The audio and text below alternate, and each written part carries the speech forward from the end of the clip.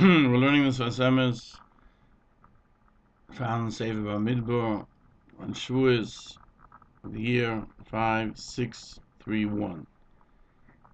Sfas Emes writes, "V'ez Hashem Yisborach Shavuos 5731."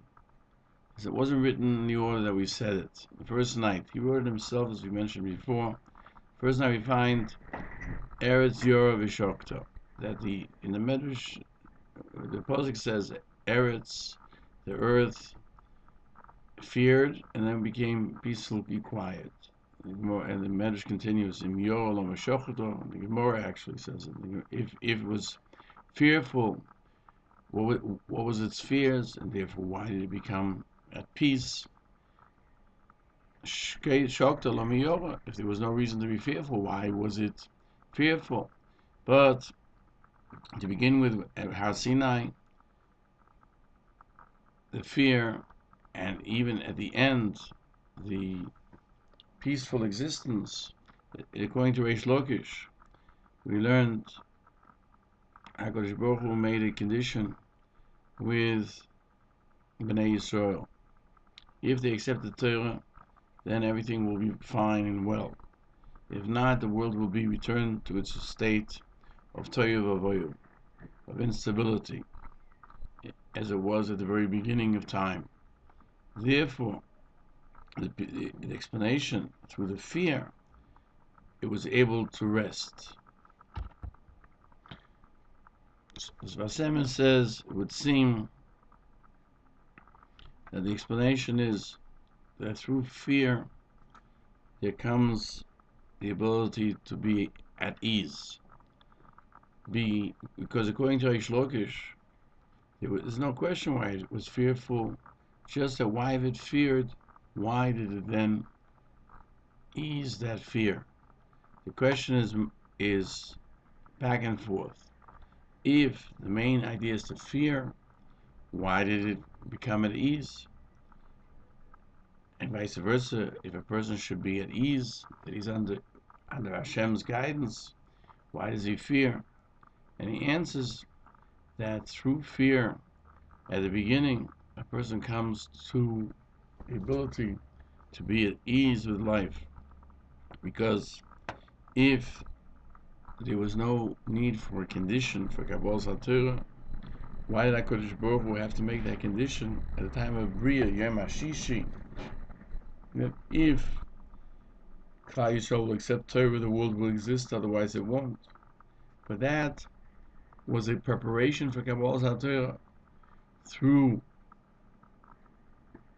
the fact that the entire creation depends on Kabbalah's Hatorah.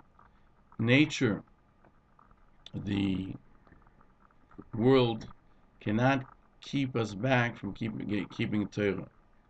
And by being fearful, they were able to keep and have ease at the end. So too, every mitzvah, the achona, the preparation, the fear beforehand, that we'll do the mitzvahs, we may not do them properly, causes us ultimately to be able to do the mitzvahs out of love and attachment to Hashem. And all of this comes through the fear, the trepidation that precedes doing the mitzvah. Through that, a person watches himself. They should not destroy. They should be able to come to do the mitzvah as HaKadosh Baruch Hu wants them to do it. That's why it says, and you shall keep and you shall do. Shmira means the idea of fear, being careful. And that's the idea of the negative commandments that don't really have any action, because if you don't do anything wrong, you haven't done anything. But keeping oneself not to leave the fear of Hashem in order to be ready to do the positive commandments with love. That's what is the purpose of the negative commandments. And the Lo says the idea of not transgressing is the preparation to do a mitzvah. As we find in the pasuk, if you'll be careful not to create evil, then Vasei Toiv, you will be able to do good. That's why the Pasuk says, Eretz Yorah V'Shokta. The earth was fearful, and then at ease, because the advice to a person who finds himself at a level of a physical being is to rectify also this world by preparing a fear before love and being mindful of what we do in this world.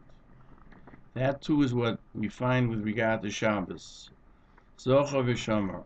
One has to keep the positive aspects of Shabbos, which is Kiddush, remembering Shabbos, v'shomer, and the second aspect is not transgressing. Remembering is a way of attaching oneself to the inner point of life that he has, which is the neshama of Hashem, that Hashem gave us, through which we have a connection to HaKadosh Baruch Hu. It's a chilik elikayim mal. It's a portion of Hashem. V'shomer, and keeping the fear that we should not go beyond the boundaries, and therefore, what boundaries? The boundaries that make it possible for us to keep mitzvahs. And he adds here, it says, Zochar v'shomer v'divrei echad. For certainly Moshe Rabbeinu did not change that which HaKadosh Baruch Hu said Zochar to Shomer. Even though the first commandments, when they're written, it only says Zochar in the Sefer Torah, and by the second ones it says Shomer. There wasn't a change here. That when HaKadosh Baruch Hu spoke, the Klal Yisrael, was after everything was complete from their side, and that was by Zochar. B'chinas Shomer was mentioned that one should prepare oneself to accept Kedusha. Don't think Kedusha is going to come by itself. One has to do an action. And that's why it says, he who keeps Shabbos, keeps Torah, also remembers and is able to have the connection of relating to Shabbos and mitzvahs. That even though not everyone can achieve that ultimate level of internal attachment,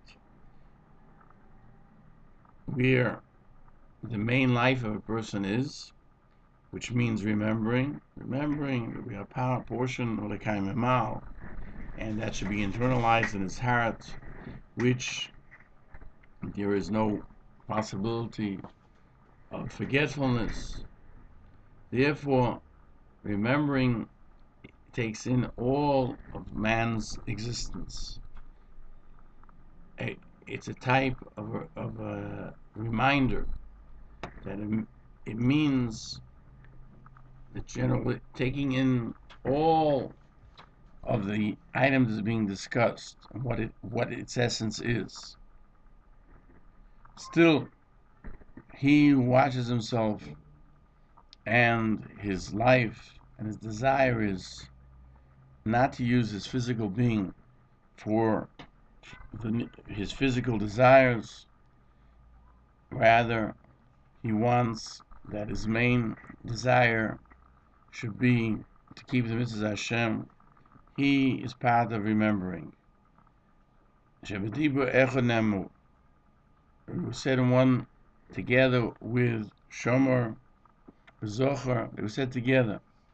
Moshe Rabbeinu in Mishnah Torah explains that the preparation of Bnei Yisrael, how they can come to Zochar, is found in that way as well. The Sfas Emes says, and I'll show you how this is affected in what I'm going to say on the second day of Shavuos, which that year fell on Shabbos.